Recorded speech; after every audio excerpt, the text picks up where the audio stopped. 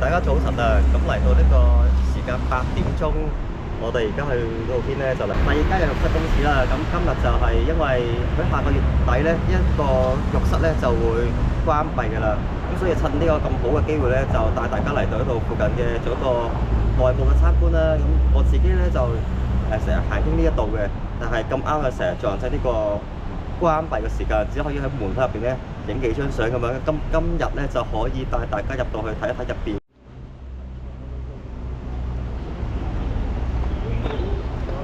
咁啊，留意翻佢個浴室開放時間啦，就去到9點，即係如果朝頭早嘅話，7點到9點2個鐘，晏晝就4點半到8點半4個鐘。咁可以睇到呢啲字咧就好舊式啦，呢一度咧都有一個嘅。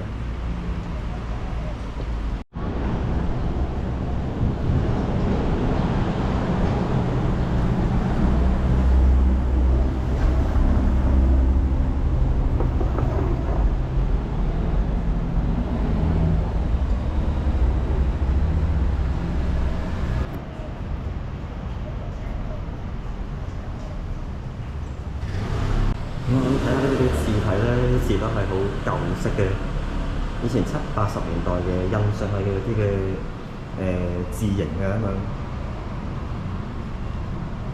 咁我可以睇到呢度嘅格局就一眼就望晒啦。咁就唔係話好高嘅啫，每個嘅稜格都。呢一度都係有啲通風嘅窗啦，咁可能以前建築咧就俾可能淋落嗰啲熱水嗰啲水蒸氣咧，咁就容易啲揮發到出去啦，到個空間就乾爽啲，唔會有濕氣。就可以睇到個私隱度咧，都唔係好大嘅，300度，仲有半個人都有睇到，所以就唔係話唔係咁放心啦喺度沖涼㗎，係真係我300度仲有半個人咁高。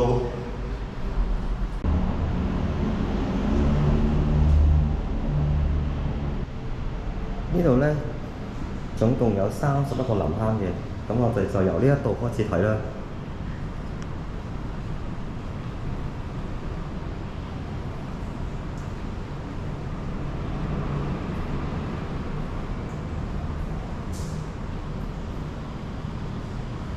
嗱，佢每一個坑都係咁樣啦，好平均嘅一格1.5米上下啦，咁就好窄嘅。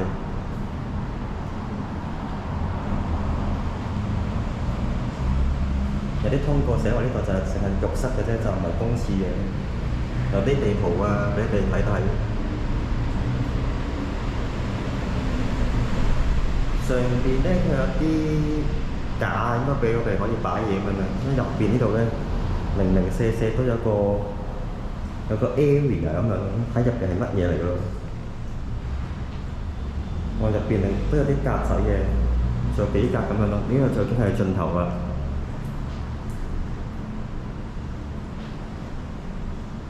咁我估呢度係俾人換衫用嘅啦，一間呢個角度。好，可以睇下佢水龍呢個水龍頭嗰啲水掣。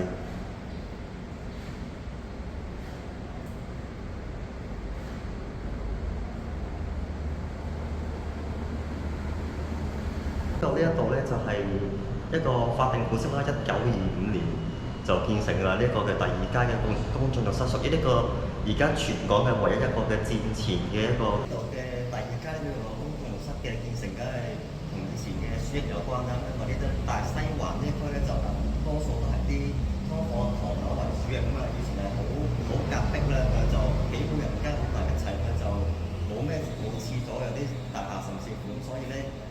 當時又要注重呢個鼠疫啦、環境嘅衞生啦、公眾嘅健康啦，喺度設一個公共浴室咧，就方便大家咧就可以嚟到呢啲地方可以沖下身咁樣咧，咁相信佢哋就保持一個好乾淨嘅身體咧，咁就可以將啲病毒減低咁樣。咁就呢個好珍貴個歷史嘅一個嘅建築啦，跨越到18年啊嘛，又橫跨一個戰爭，香港呢個戰亂呢個時期。咁所以我希望呢度如果真係活化保留嘅話，可以做啲嘅原址保留啊，或者係一半嘅活化啦，咁一半呈現翻做啦，或者係收費啦咁樣。咁啊就保育呢個環境呢個嘅浴室嘅同時咧，都可以俾人去參觀下啦。咁而且政府又可以得到一個何樂而不為咧？呢一邊咧就係女浴室啦，咁啊睇下呢度啲樓梯啦，呢啲。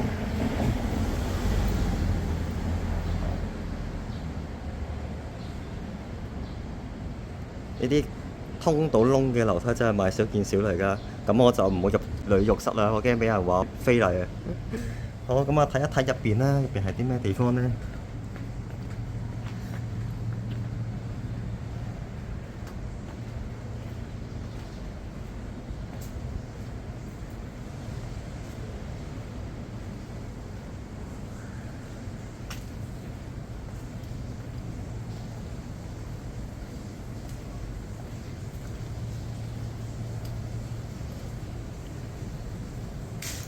呢度就應該係條樓梯通到上去女廁嗰一層嘅，跟住上邊呢就咁樣啦。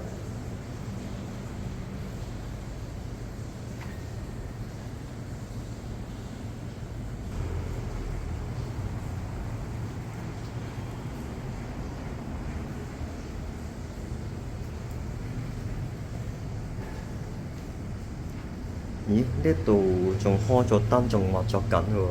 哦，呢度就頭先我哋上嚟見到嗰度啊，睇下呢度呢一啲地磚有啲好舊式嘅。但係呢度話係一個電錶房咧，頭先睇到嗰條街，所以就封咗我入到去啦。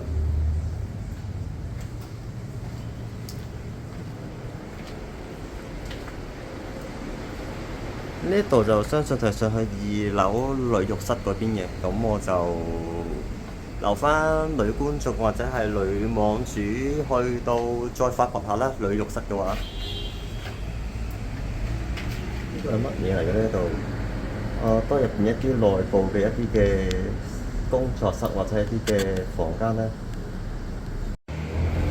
呢啲就係舊有嘅排氣孔啦，諗應該相信係。